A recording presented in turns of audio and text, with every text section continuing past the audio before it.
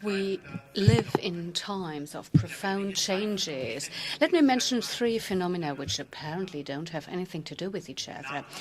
In the near years, the terror gang of the IS is creating its own state, its economic resources. It draws primarily out of its access to crude oil, a natural resource which in recent decades has again and again fueled regional and global conflicts. Floods threaten ever more often big cities situated by the water, which leads to a new form of gentrification in these cities.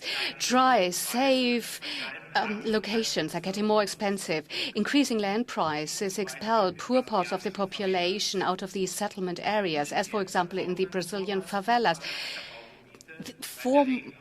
Former fertile, arable land dries out because there's no more rain, which leads for battle for distribution of the remaining arable land up to migration into richer countries. We experience in our Western societies dynamics which is driven by the financial markets and economies, which is encoded more and more in the emotional households of people. Fatigue syndrome and burnout are diagnosed as the consequences. These examples mark symptoms of a development. But what is their substance?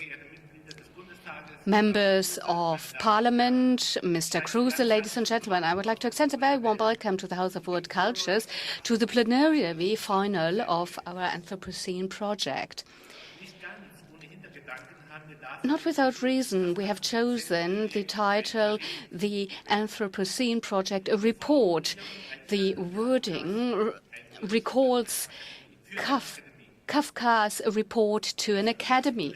In this text, an ape reports on its becoming a human being. The report starts by addressing the audience with distinguished gentlemen of the experiment, and it culminates in the statement of the ape. I quote, "Through an effort which has been unprecedented on Earth, I have achieved the average literacy level of a European."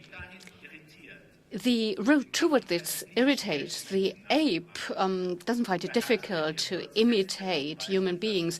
For example, as he proudly said, he was able to spit before and can then use it in a wise way in its interaction with the European wardens. Big challenge, however, is for him to use the bottle of booze correctly. And he notices that human beings permanently long for freedom, deceiving themselves. The ape recalls he had something like a feeling of freedom as an ape, and the report of the ape to the academy probably provoked the distinguished gentlemen. They expect the description of a linear development from the state of nature into the state of culture as a journey of liberation from the constraints by nature. However, they're confronted with a situation in which the categorical differentiation between human being, animal, culture, nature becomes blurred. In the process of the apparent humanization of the ape, the gentlemen of the academy recognize their apish behavior. They probably felt unwell or dizzy. Before their eyes and ears, their classification system on which their conception of themselves is based is questioned, and Kafka's narration marks a disruption in the conception of modernity, in which categorical separations in front of the reader are made oscillating and are literally liquefied. The report of the next days and week are not based or given by an ape, but the reason are dramatic changes in the Earth system, which can be seen on curves on a diagram, which you can see to the left and the right. Will Stefan presented them last January when the Anthropocene project was open. For a very long time, they are horizontal and then they rise steeply. They have a very dramatic form and point to an odd development in what is happening on Earth. They are essential parameters and reflect essential parameters of the development of the Earth. population growth, growth of GDP, foreign investment, construction of dams, use of fertilizer, distribution of McDonald's restaurants, worldwide transports, international tourism, and even the decline of the rainforest and global biodiversity. When the Earth system scientists Will Stephenson and Paul Crutzen set these curves into relation, the idea was born to proclaim a new era of the history of Earth, the Anthropocene, the era of mankind, because it is an essential feature of all these developments that they have been induced by human beings, thus representing the human footprint on Earth, as all these curves have risen dramatically after 1945. The Earth scientists also call them the big acceleration. The term big acceleration shows the root of the matter, the development of science technology together with the capitalist economy catapult us into a new dimension of time and space. Human action is reshaping the whole planet, and it reaches even the last corner. Human interventions per year, every year, are larger and more comprehensive than all those of all forces of nature together. Human beings are the largest force of nature, and they are enshrined with their activities into the geologic era, and not just for generations, but for hundreds of thousands of years. The history of mankind becomes history of ours. Geologists succeed historians. You understand the force and power of this process if you look at one of its switch points. Benjamin Steininger called them in his contribution to our publication Textures of the Anthropocene as the heart chamber of the 20th century is the refinery. On the one hand, fossil natural resources are put into the refinery, and these fossil matter were created before humans were on Earth in hundreds of thousands of years, which means on the one hand, the history of nature of the planet supplies the raw material for this heart chamber, and in this heart chamber, through the technical procedure of the catalysis, these matters are changed so that they can fuel the mobility and industrial development of the 20th century, accelerating it. The catalytic process is a technology that was developed at the end of the 19th century. In it, processes run in minutes, which need years in nature.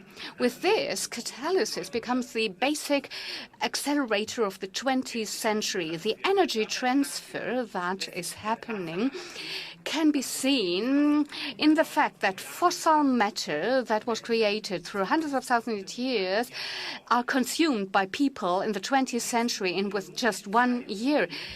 By turning geological time into human time, the basis for human beings as planetary shapers are laid.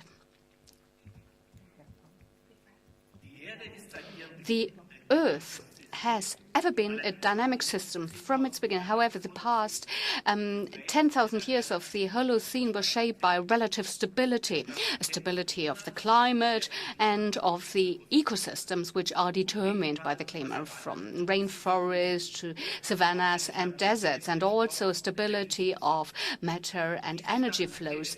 This stability has enabled human life as we know it. Agriculture and settlements came up because the natural framework, such as rain and temperature, were reliable. If we look at the diagrams of the big acceleration, shows that the balance of the Holocene have put into unbalance by human activities. Human beings are perpetrators and victims alike. Only the relative stability of natural processes could give the impression that the human being as the main actor acted in front of the backdrop of nature, and that freely available resources could simply be exploited. Now the massiveness of human intervention is hitting back. People must learn that they are only a part of very complex matter and energy flows. An example, we produce produce in Europe aerosols which change the climatic conditions in the Sahara and Sub-Sahara. And these people who do agriculture in these areas battle for arable land. Some give up and flee to Europe. This example shows how natural and cultural processes are closely entwined, becoming chains of causation and international actions. They're part of the same phenomenon. It also means that we are not only subject to material and cultural changes, but also our categories, which we described in the past a relatively stable world and understood it, and they're no longer a certainty. What does the House of World Culture do in this Kafka situation of the disruption of our previous view of the world, of the destabilization of our classification system? It does not convene an academy. If you were afraid that you would be addressed as the gentleman of the academy, I can console you. If that is not the case, fortunately, they're not only gentlemen in this room. No, we won't establish an academy in the spirit of Kafka. We call for or reconvene a forum. A forum has been since antiquity a platform in which society can come to an agreement about itself, developing a joint perspective of the world in times of transformation where the old categories do no longer work. It's not enough to agree on the world. We also need to renegotiate the terminological and representative systems which we describe this world. When we convened and invited to this forum, we should also take into consideration that the nature or the material world cannot be considered as the backdrop of our thinking and acting, but that we act as a part of it. Instead of know-how on the world, it is about know-how in the world. When the contract of society at the beginning of modernity helped to solve conflicts between the actors of society, now we need another contract with nature and earth, regulating our relationship to nature, which means that in such a forum there will also be things, plants, animals, in addition to institutions, groups of society and individual actors. The forum of the Anthropocene knows more actors than the classical forum. So please don't be astonished if during the next days you will meet spiders, turtles, water bottles, etc. If the material world should no longer be used just as that resource, but if matter matters, we need a new approach, even a new language in how to deal with this matter. And that is what the next days will be about on the stage of the Matter Theater that was created by Katrin Klingan, Ashkan Sefaran, Christoph Rossol and Janek Müller. As an example, today's performance of the spiders and webs. And they are presented by Thomas Saracena, who for years has studied the fascinating world of these webs. These webs are, on the one hand, of material nature. They can carry and balance objects and animals. On the other hand, the spider receives signals through these webs, and they determine the experience of the spider, define their vision of her vision of the world, their material world, and also mental world. At the same time, these webs are also a microcosm in their own right, but they can also weave with other webs into more complex structures, opening new space for imagination and thoughts in planetary dimensions. The webs becoming the matter theory, a medium through which we can rethink and newly understand the world. The development of the metathesis as a practice is based on a fundamental book project. The demand to develop a new language of the material, of matter, was based on the insight that in the past these languages existed, that through the development and process of a technology-driven science, we have lost forms of knowledge and language. The book projects, textures of the Anthropocene, grain, vapor, ray, takes this insight as a starting point to analyze 40 text images, diagrams of the history of culture and science as the archaeology of languages of the matter. And contemporary thinkers accepted this challenge to further develop this into our times. In addition to the matter theater, there are 3 exhibitors which were created by Anselm Franke, and they deal with the Anthropocene world. The artist Adam Avianca creates its own a cosm of an apocalyptic perspective of a post-Anthropocenic time, which is also a pre-civilizatorian time. In this world, bacteria mix with natural pigments, microbes, and synthetic dyes. Landscapes are developed which dissolve in water and solidify under the sun. Everything is in flow. Pictorial spaces are created in which the internal life are linked with the world of the thoughts and feelings of every kind with natural processes. The sun and light as a permanent source for energy which dominates the world and keeps it alive, in which human beings don't appear to exist any longer. The Autolus group tries to find out how geological changes are enshrined in a popular knowledge system. They collaborate with a group of California earthquake sensitives. And here they show how ideas of the world develop and how they mix in a magical way with expert knowledge. So bridges are built between institutional knowledge and individual physical experience. Knowledge of science and the world of life and thoughts of individuals and groups reflect each other and show inherent logics, while the Autolus groups show the interaction of science and experience. The Anthropocene Observatory, which was developed by John Palmasino, Anne-Sophie Rönskop, Armin Linke, and Anselm Franke. And it shows an institutional geography of science and politics. It shows how the term of the Anthropocene is formatted. To do this, it goes into institutions, labs, and workplaces worldwide, which are usually only reserved for specialists, in which the ever more complex, in order to understand the ever more complex relations between abstract models, concrete places, and organizations. On the other hand, it finds places where we see particularly the drama between human action and changes in the earth, from southern Europe to the Middle East, Bangladesh, China, and also the South Pole. And with this, maps of mental and material processes of our time develop. Allow me to share a few thoughts on the idea of Anthropocene. Who is the main actor of the Anthropocene? The Anthropos. As a natural force, human being appears as a species, but not as a politically or social actor. The actors are individual societies, states, companies, and others.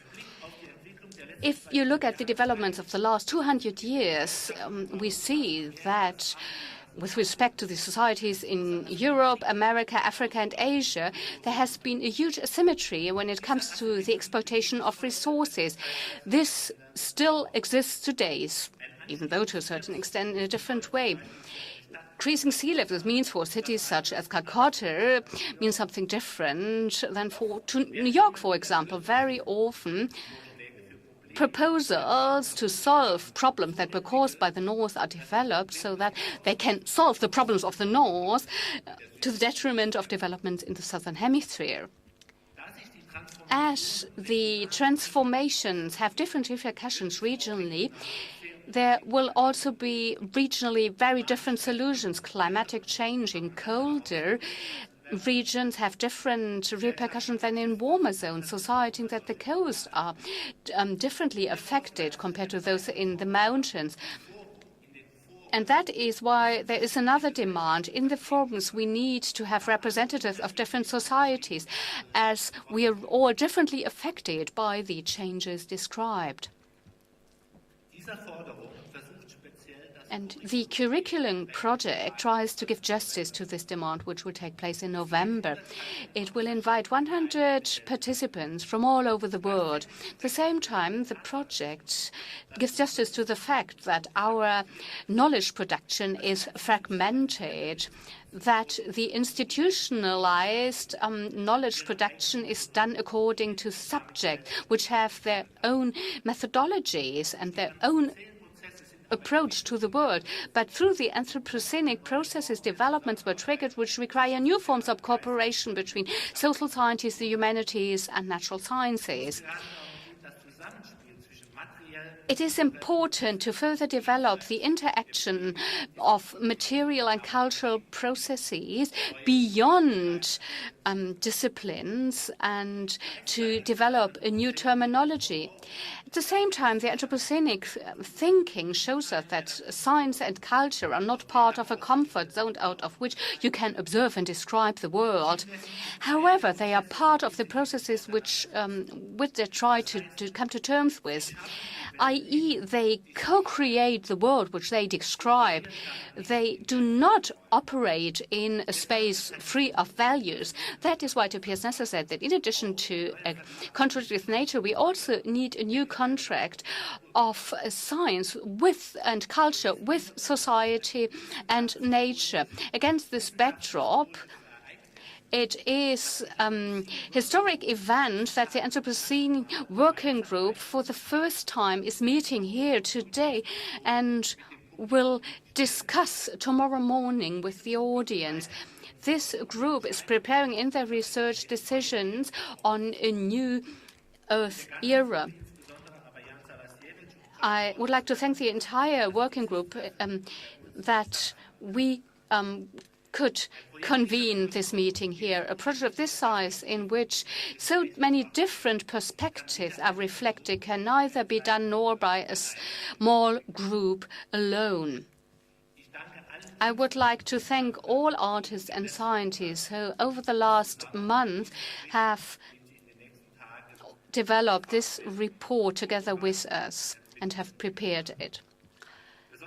Especially, I would like to thank my team of curators, Klakin Kinder, Silvia Fehrmann, Detlef Dietrichsens, and Anselm Franke, who, with their teams and with myself, developed the fundamental idea of the project. But I would also like to thank all employees of the House of World Culture which produced the project, which was coordinated by Katinka Bagavi. I would also like to thank Christian Schwegler and Reinhold Langenditz of the management team who accompanied the process. I would also like to thank very much our cooperation partners, the Max Planck Institutes, in particular the Max Planck Institute for the History of Science, the Rachel Carson Center, the Deutsche Museum, and the Institute for Advanced Sustainability Studies. Last but not least, I would like to thank especially the German Parliament, which has funded this project as a special project. The commitment and the visionary strength of Rüdiger Kruse as a member of Parliament played a particularly important role when the decision to fund this project was taken. I would like to thank him and the State Minister for Culture and Media, Bernd Neumann, and his successor, Monika Grütters, who both funded the project on behalf of the ministry. The Anthropocene project of the House of World Cultures, ladies and gentlemen, was developed against the backdrop of an attitude which neither sees in a depressive way mankind as a victim of the climate disaster, nor would be subject to the illusion to enthrone humankind as the ruler of the planet. We rather base this on the insight that human life is part of material cycles of the world, to develop new options in the perception and thinking and for our action. We need imagination and creativity, to which we would like to invite you during the next days and weeks.